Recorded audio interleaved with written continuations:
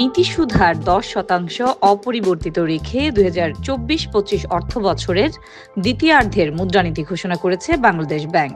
সোমবার বাংলাদেশ ব্যাংকের গভর্নর ড. আহসান মনসুর এক সংবাদ সম্মেলনে নতুন মুদ্রানীতি ঘোষণা করেন। গত ডিসেম্বর শেষে বেসরকারি খাতে ঋণের প্রবৃদ্ধি ছিল 7.3%। সেই হিসেবে চলতি অর্থবছরের শেষ 6 মাসের জন্য বেসরকারি খাতে ঋণের প্রবৃদ্ধি 2.5 পয়েন্ট বাড়ানো হয়েছে।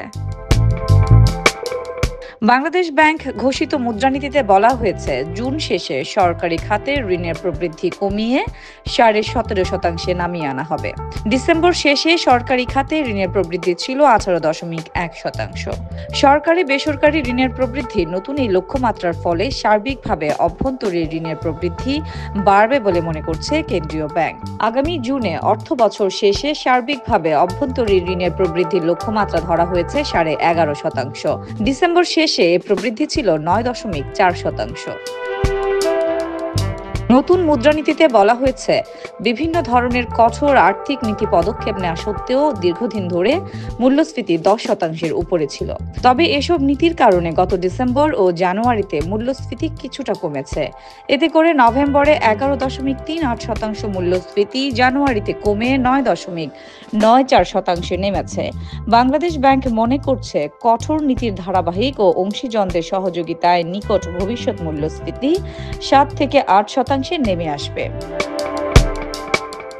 দেশে মোট ঋণের 30% খেলাপি অতিক্রম করে যেতে পারে বলে মনে করছে বাংলাদেশ ব্যাংক।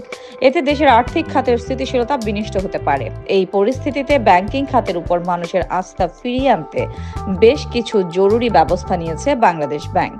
খেলাপি ঋণের বাড়ন্ত মোকাবেলায় বাংলাদেশ ব্যাংক বেশ কিছু ব্যবস্থা নিয়েছে বলে মুদ্রানীতির ঘোষণায় জানানো হয়েছে। বাংলাদেশ ব্যাংক মূলত নিয়ন্ত্রণমূলক ব্যবস্থা জোরদার, ব্যাংকিং খাতের সুশাসন নিশ্চিত ও যথাযথভাবে সংস্কার কার্যক্রম বাস্তবায়ন করার উপর জোর দিয়েছে। তারা মনে করছে, এর মধ্য দিয়ে মানুষের আস্থা ফিরিয়ে আনা সম্ভব হবে। খেলাপি ঋণ নিয়ন্ত্রণে বাংলাদেশ ব্যাংক আন্তর্জাতিকভাবে স্বীকৃত পদ্ধতি ব্যবহার করছে। যেমন এক্সপেক্টেড ক্রেডিট লস মেথডোলজি 2027 সালের মধ্যে এটি চালু করা হবে।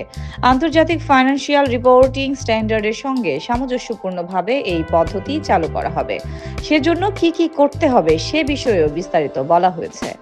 ঝুঁকি ব্যবস্থাপনা উন্নত করা ও এই খাতের সামগ্রিক দক্ষতা বৃদ্ধিতে বাংলাদেশ ব্যাংক সম্প্রতি কিছু নীতিগত সিদ্ধান্ত নিয়েছে। এতে বলা হয়েছে, এসব ঝুলে থাকা বিষয়ের জট ছাড়াতে আইন বিভাগের ভূমিকা গুরুত্বপূর্ণ।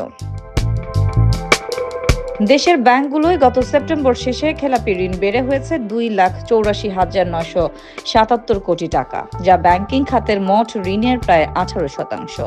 বাংলাদেশ ব্যাংকের তথ্য বলছে, গত জুন শেষে খেলাপি ঋণ ছিল 2,11,391 কোটি টাকা। তখন দেশের ব্যাংকগুলো থেকে বিতরণ করা ঋণের 12.56% ছিল খেলাপি। কেন্দ্রীয় ব্যাংকের খেলাপি ঋণের হিসাব অবলোকন করা ও আদালতের আদেশে স্থগিত থাকা ঋণ বিবেচনায় নেওয়া হয়নি। সরকার পরিবর্তনের পর ব্যাংক খাত সংস্কারে পদক্ষেপ নিতে শুরু করেছে বাংলাদেশ ব্যাংক। ফলে খেলাপি ঋণের পরিমাণ 30% উঠে যেতে পারে বলে মুদ্রানীতির প্রতিবেদনে বলা হয়েছে।